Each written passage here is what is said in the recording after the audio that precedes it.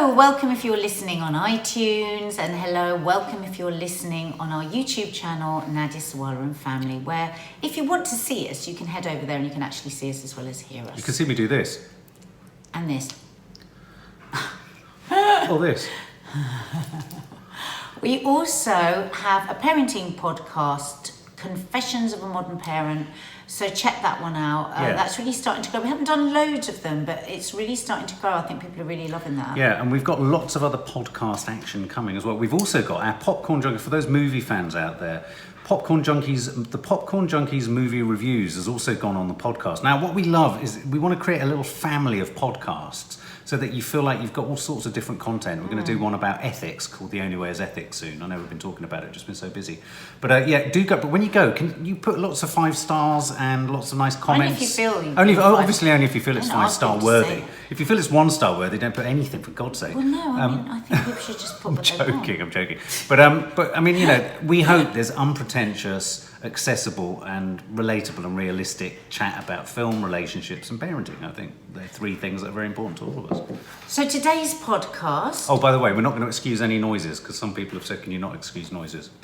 Why? Because it's boring to listen to us excusing noises. So now we've done it.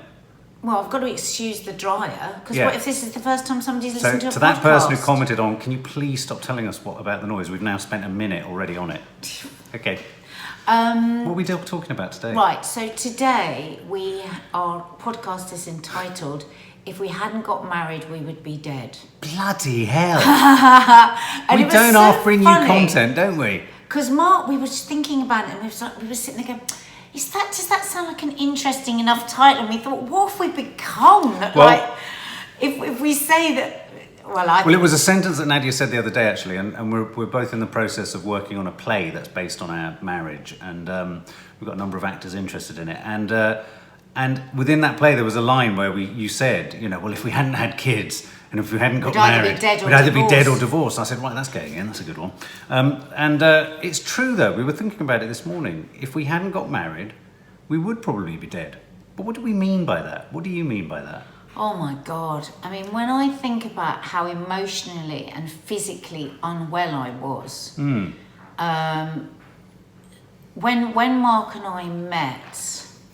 Just writing notes. I think it was 3 or 4 years after my first husband had died. Right. And to be honest, after he died, there was a lot of chaos in my life. There was a very unhealthy relationship with somebody. There was a lot of drink, and a lot of late nights. And I was not dealing with my grief. I hadn't been dealing with my grief at all. I'd been drinking on it, as they would say in AA, wouldn't it? I've been drinking on that. But even before that happened, even before my first husband died, all my life, I have been somebody that is either all shit or all sugar. I'm out and I'm just like having the most amazing time, and I'm like super confident, and I just can wake up and be the happiest person on the planet, no matter what happened. Or I retract and I'm quite dark and I like to isolate. And I used to isolate a lot when I was growing up. My God, I mean, more than you even actually know, Mark. I've never even told you really that much about it. I was a proper isolator. What age are you talking about isolated? Oh God, all the way through my young teens and 20s. Probably even as a child, I would be like the centre of everything, or just like not answering the phone or not wanting to see anybody or not wanting to talk to anybody. Going to have to shut the door because that's going to keep going. Mark's going to have to go and turn the dryer off. Sorry. It's like we've never learned to turn the dryer off. So, I was really very unhealthy right throughout my life, but I always had this like desire. So I grew up with very healthy mum and dad who ate brilliantly. My eating was really chaotic. I binged it. I dieted. I was actually... I'm so surprised this is all coming out from this podcast. I know. What was the title on this again? If I hadn't got married, I would have died. Right. Okay. It sounds like... Yeah. Yeah, if you hadn't got married, well, you're certainly heading towards an early death. Yeah. Yeah. So I grew up with great role models. My dad always did yoga and walked and exercised. My mum was an amazing cook and cooked amazing food. And then as soon as I was in control of my own food, I did a lot of really extreme dieting, and then I ate chaotically, and then for years I ate absolute rubbish. It's funny though, because you always come back eventually, I think, to the truth, which we'll get to. You eventually get back to what your parents did originally teach you, and we'll get to that later I in the hope podcast. I don't go up to what my mother was teaching me. Oh no, we don't want you Magic going back. mushrooms and acid. And fish in a bag. And fish in a Boiling bag, a bag but not cod. taken out the bag. Go on. I'm pleased you came back to your parents. Yeah, so just because we talk a lot about how Mark was the alcoholic and Mark's this and Mark's Yeah, that. this is really refreshing to hear, actually. Yeah. So I think I was an extremely unhealthy... Refreshing to hear you're a complete fuck up as well. Yeah. I mean, the early days of Loose Women, 20 years, we're celebrating the 20 years anniversary. I was addict. the crazy one. I was the know. one that was going out drinking till 3 o'clock in the morning and then doing shows. I was a lot younger then, so it didn't You having show. one-night stands? Mark, please don't just stop. No, I wasn't. I believe you're the person that did that. I was just getting a cheap thrill. Yeah, but it's disgusting. No, go on. So you were the party animal. Isn't that so annoying in a marriage when you're saying something and somebody just totally doesn't listen to you and No, I says wasn't something listening to you. completely I was different? totally listening. I'm You know fascinated. very well I'm not a one-night stander, and why would you say it? Because it's funny. Go on. Well, no, because I No, forgot you what I were. was saying. You were saying you were the self-appointed, in a sense, and anointed party animal. That's how I had a sense of you when I first met you. I was either the party animal, but I was a funny party animal because I always got myself home and I didn't have blackout and I knew what I was doing. So it was like I would come out of my isolation and then I would be something and then I would retract back to it because I was too exhausted. But I would just be too exhausted. Still a bit like I couldn't go out 5 nights in 5 nights in a week. I wasn't that sort of party animal. Yeah. Maybe 2 nights in a week. That would be it. Anyway, cut a long story short. No, don't. I like the long story. So, all right, because I feel like I'm talking. No. Don't time yourself out. Don't you love it when I shut up and let you speak? So, yeah. So then I was in EastEnders, and then that was, So for a long while, I was a jobbing actress that was out on the road doing theatre tours and that sort of stuff. Loved it.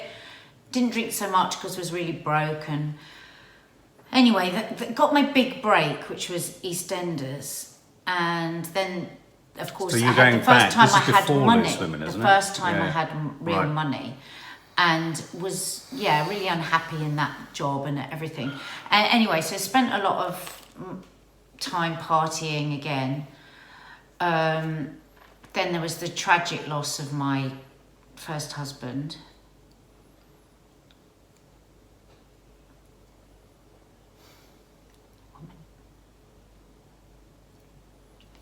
And then after that was, chaos, real chaos.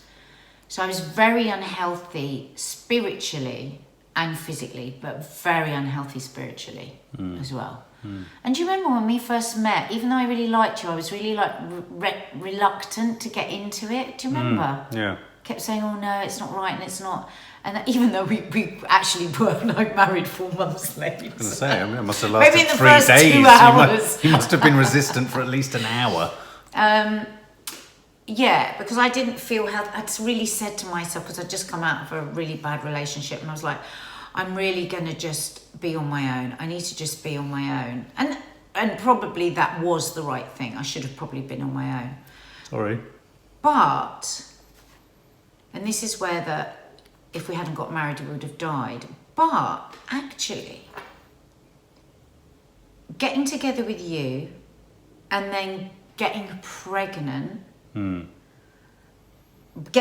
of course, made me go, Jesus Christ, okay, all that's gone before has to stop. I can't be, and I'm just so different. I was such a different person since getting pregnant with Maddie, because it was like, I've got this child and I've got to look after him, and I immediately stopped drinking. And then it became clear to me that because we were drinking that same amount, almost, not completely together. And then I was pregnant, and then you were still drinking, and then blah blah blah blah blah, and then I think that was the beginning of us saving our lives. I think really it was. If I hadn't have got pregnant, we probably would have both died. We probably would have just gone crazy on the alcohol. It was simply because I happened to be carrying the baby that it was me that had to stop drinking first. I mean, I'm a heavy drinker, but I am not an alcoholic. I think there is a big difference between that, because Mark would drink. I mean, you could just drink so much, and it was so worrying. And it was about a year in that I realised that you weren't just a heavy drinker or a partier, you were an alcoholic. And then that's when my real fears for your health started within weeks of us being together, because we'd go out on dates and Mark would be lying in bed and Mark would make me take his pulse. And I would pretend that I was taking his pulse, we were weeks into our relationship, and I said, you do realise I don't know what I'm doing when I'm taking your pulse? And he'd be like, and he was like, what? Yeah, I could have been dying. I was preemptively knowing I needed a Fitbit. No, you were the first Fitbit. I remember, really I won't go into too much lurid detail, but I remember after a moment of passion, I remember lying in bed, looking down at my body, and I remember vividly thinking, I'm not going to survive past 45. How old was I when I met you? 90. I was 32, 31. I thought, I'm not going to get past 40. I remember looking at my body and thinking, I'm not going to survive. Because, I was relatively all right, but I just remember feeling the limitations of my physicality. And I knew that drinking... And it's right. I think if you hadn't fallen pregnant, or there had been a clear signal very early that you weren't able to have children, I think our drinking would have rumbled on towards all sorts of self-destruction of the relationship, but also ultimately self-destruction. I'd certainly would have died. And I think because you had to stop because of the pregnancy, of course the fog of war, or the fog of drunken war, was removed, and you could just see me for what I was. I mean, you had enforced sobriety. Really, I didn't really fully know you were an alcoholic till she was about 3 or 4 months old, but because we've talked a lot about alcoholism, haven't we, on social media? But it wasn't. My fears for your health weren't just about alcohol. I mean, and why we thought this would be quite a good podcast to do is, I think it will resonate with a lot of people when one of you is healthy or healthier than the other one. And I do actually think we're very blessed now that we both struggle terribly with trying to be healthy, but we're both struggling. We both want it. We really want it. But some people, when you've got somebody that just won't exercise... No, I agree. I think that's looking forward. But in terms of where we were at, going back to that point, so harking back to the title, if we hadn't married, you'd have died. What would your journey have been if we hadn't met and got married? Well, obviously one can't know. I know it's a total hypothetical, but what's your sense? Hypothetically, I can tell you, I would have carried on drinking. Right. I would have matched you. I would have come up to your level of drinking. I think, because we were so ill in our souls that we would have had to have kept. What we would have been was those really sado alky couples, who are like middle class, like holding down a job but drinking 2 bottles of wine, lying to ourselves that we were drinking 1, going into work feeling a bit fucked but just getting on with it. Been the life of solar parties, but had rows all the time. Having a terrible row, but then making up with another couple of bottles of wine. I think that's great. God, I'm sort of almost living the life I never lived. What, having breakfast at all pile 1, or ham and eggs? Oh, God. That's not the reality. No, I know. First thought, second thought. It's a cracked feeling, and you're like catching up, and the sun's up on a Sunday morning, and you're just going to get the Sunday papers, and you're thinking, oh my God, after last night, oh my God, oh my God, oh my God. I'd have texted all the wrong women. Whereas now we're up, we go to the park, we do our garden, we do our, that is because you stopped drinking, and by knock-on effect. Like, I would be drinking so much more if you were drinking. Yeah. My drinking is curtailed because you don't drink. There is no Sunday, there's no popping open a bottle of wine. Yeah. I never open a bottle of wine, do I? Unless I've got people around. Just never happens. Yeah. We would be drinking wine every single night. We wouldn't be exercising because we'd feel so shit the next day. Yeah. But aside from alcohol, the things that... Oh, sorry. So you see, this is why we do usually put an apology at the beginning for the sounds, because we don't ever edit the podcast, and because we film it in our own home, and so sometimes the postman arrives. So it wasn't just, it was the sickness in our souls, because I really do believe you can look up, you see people, don't you, that work out and like diet and they're lean as lean could be, and I look at them and I think, you are not well, because unless you're looking after your spirit as well, and that's what I find really hard with you. Yeah. I find that your sadness and loneliness, which we are going to do in more detail in another podcast, worries me as much for your health as anything else. You know. Well, I think okay, you've talked quite a bit. So in terms of, it's really nice to hear you talking about the trajectory you were on coming into this relationship, because I think it's too often easily forgotten and masked in our relationship today. Just the extent to which you have and had all of your own issues around the tragic loss of your ex-husband, a lot of other terribly traumatic things that happened to your family and that you had to, you know, in a sense, manage and firefight. And all those things, how they interplayed within you as something that's very much your story. And I'm sort of, I feel a bit sort of like this is an important moment, a bit of a watershed moment. Because rarely do we get the space or the time to talk about that. And I take responsibility for that, because I'm such a fucking heaving mess of open sort of emotion. I recognise that on the one hand there's a huge benefit to that, because it means that one can be lifted by me, but on the other it can be very demanding, and I keep trying to work on that, and I'm apologetic for that. But at the same time, just hearing you talk like that, it was really nice to stop and listen. It made me think that another podcast we should do is about listening, because just hearing you say all of that, just because things have stopped or drink has reduced and lifestyle choices have shifted and we've matured, and you're right, we are trying to make the right decisions, though we struggle with it at times. I think all that stuff is still there. All that stuff is in you. All that stuff, there's a lot of unresolved shit that, like many things in life actually, I don't believe in therapizing everything. Some things are unresolvable. Some things need to be left as they are, unfinished. Some things need to be as jagged and as painful as they are to revisit. Grief is a classic example. For me, grief never gets less. The grief of your ex-husband dying, the loss of someone, or the loss of innocence of an experience or something. When you go to it, the heat of it is the same. And the reason I'm banging on about all of that is... sorry, I just felt a bit faint. Oh, God, don't die in the podcast. Hang on a minute. Marriage is going to... I don't know whether it's just emotions. Oh, my God, is it? It's all right. Oh, Jesus Christ, I killed it. I killed you with words. Have I talked too much? No, God, no. I was listening to you, but I just suddenly felt like I was going to pass out. We might change the title to this, How Marriage Killed Me. I thought you were going to die in the podcast. I was going to die just then. There's a headline. Nadia dies recording podcast. I just started to just go, oh my God, I'm going to pass out. Well, maybe I was boring you, sorry. No. I think I was just holding my breath. Sorry, go on. Oh, sorry. Maybe it's because I'm saying something that you haven't... Maybe it's because it's a conversation we've rarely had, really. Where we've sat here and said, are you all right? Are you going to die? No, I'm okay. I feel like you're going to die. No, I'm not. It's all right. I look so selfish if I carry on talking whilst you die. So dark. So dark. I mean, what if I come to the split screen and you're not in it? You holding shot? You're shaking the table. Sorry. You've got the shakes. I'm joking. Go on. Do you need to have a glass of water? No, I'm fine.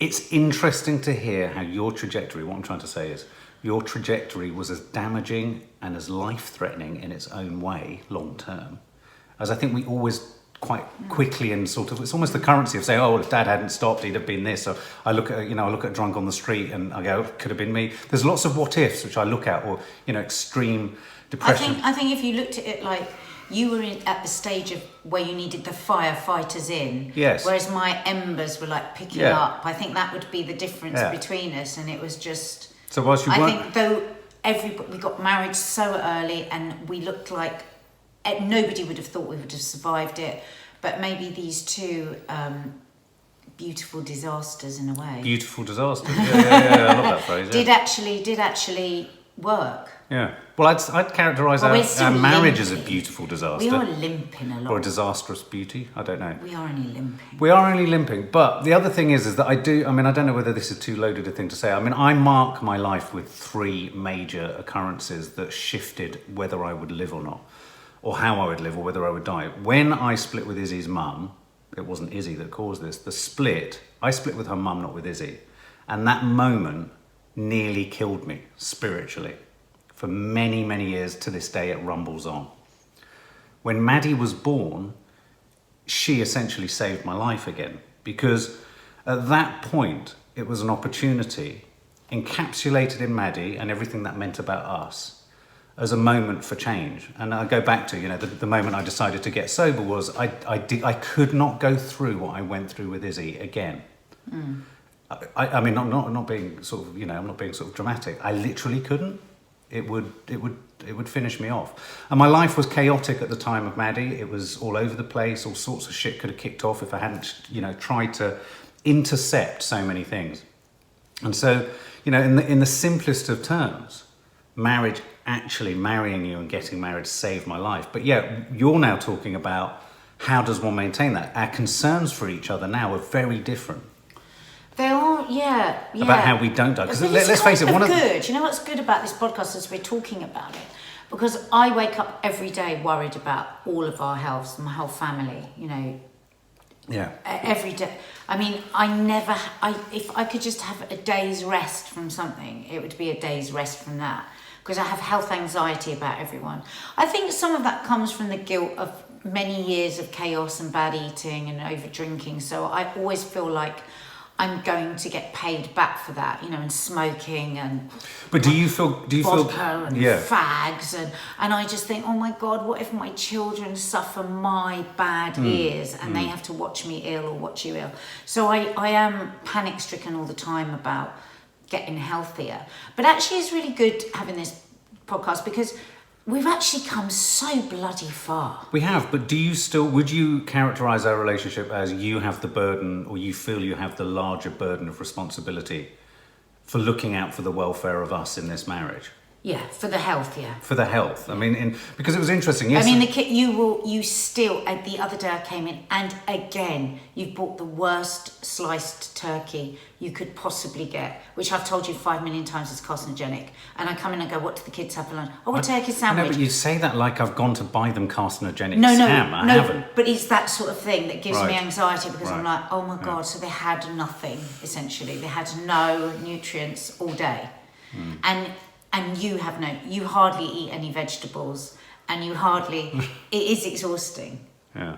And you've eaten salmon nearly every day for the whole time I've known you, knowing it's packed full of mercury. So it's all these things that I get really anxious. I really worry about how much mercury you've had. I really worry about the Diet Coke. For years you had like 15 cans of Diet Coke. So I worry about those things because I don't want you to die. Well, and I worry about your adrenal glands and the amount of stress that you have, and because you're always at this level, and I just think, what if you have a bloody heart attack? Well, funnily enough, being at the physio yesterday, and I didn't share this because I didn't want to in front of the girls yesterday, but the thing, when she asked about my blood pressure, and I've got this, I'm labouring with this, it is a ligament pull, twist or something in my chest. But she said, unfortunately, at your age, she said, we have to discount all manner of potential heart problems. Now, I'm older than you. Now there were certain elements to the pain that she was asking certain questions that I couldn't wholeheartedly say weren't the symptoms of the something, and I could see her looking increasingly concerned at one point. No. Well, I started to have a panic attack with her. And the funniest thing, this is quite comedic though. So I was standing with this very attractive Kiwi woman. And as she was asking me these questions, my heart rate was getting faster and faster. And I said to her, I'm getting quite panicked. And she said, are you feeling like you're having an episode, sir?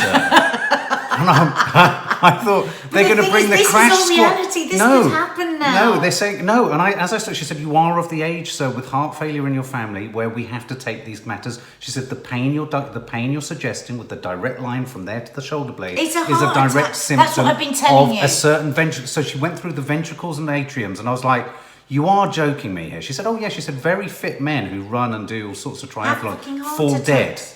And she said their complaint is breathlessness, which I have, and so anyway, so she got me to do. So annoying. No, so she got me to do. You lived with this for 5 days. I told you to go to the doctor. So she got me to do all those things, and then I was reminded. I was thinking, my God, why do men? And is it a male thing? Why do men just choose to look at the problem when the problem's like bam, right there in your face? I did this on the show the other day. If you'd have died from a heart attack, I would have killed you. Right. Because I told you for 5 days to go and see that scene, get that scene too. A pain going through to the shoulder. What did I say? No, I know. This is the sort of thing that I find really hard. Right. Like the symptoms. Do you and think like that's selfish? Like, you know the amount of times I say to you, is there any way you could just get more of a regular time to sleep? Do you know why I say that? Because I read all this stuff about health. It is so important for like strokes, anti-stroke and heart and all of this. No, I get your circadian rhythm. All this stuff is a thing. The human body is such a finely tuned piece of kit. But we've just called this, if we hadn't got married, we'd be dead. But by the sounds of it, we are married and I'm going to die. God, I feel like I'm going to bloody die. Well, here's the thing, but isn't this the problem? Do you think a lot of women get ill because they're constantly worrying about looking after their fellas? I think women do look after themselves better, but maybe it's because, I don't know, maybe it's because we read more magazines, we read more, there's a lot more written for women's health than there is men's health. And because we have to see professionals more often because of periods, because of contraception, because of having babies. So you get pregnant and you start reading everything. I mean, for me, it is a hobby as well because I am fascinated at the way our body works. I'm just amazed with how you can change. You can suddenly start drinking 2 litres of water a day and you suddenly have enormous energy. And there's people just slobbing around life, just exhausted, thinking they're dying. And all they need is a good night's kip and 2 litres of water. Do you think it's amazing? I do think it's amazing, but I think you're also slightly pointing towards what neatly we're segueing and pointing towards what our next podcast will be, which is I think the reason women are better at it is because the vast majority of women have broader and more honest and open social circles within which to share this stuff and check stuff out with each other. You know, women will talk about their bodies with each other in a way that men just won't. I mean, when I think about when we're sitting in the makeup room, which is one of my favourite parts of the day when I'm doing loose women, because we're just a group of women, we're all chatting away about everything. Every single day, somebody comes in with some story, a positive story, they're not like my sisters, where they'll say, oh, have you heard that such and such? Have you tried this? This is really good for inflammation. This is really good. And that's just part of our discussion every day. And I just don't think men discuss like that. No. I got dragged into a conversation about the cricket at the post office yesterday. And within 3 minutes, and we'll talk about this when we talk about loneliness and social circles with men, not only bored, I mean, I would have done anything to escape the building. I mean, I wanted to escape faster than you could have. I just couldn't get out of there fast enough. As I speak much. Anyway, so are we saying that we're going to die? I feel like I'm having a heart attack. I'm not kidding you. My chest pain don't feel right. I've got a tingling up the back of my neck. Don't. What if you have a stroke? Oh, Mark, please don't. Can we end this podcast soon? Please, honestly, I need to go and breathe outside. I'm breathless. Where's my inhaler? Please subscribe to the channel. We hope there'll be another one, but we might not make it. We might not make it. Anyway, I hope this has been vaguely informative. Bye. Bye.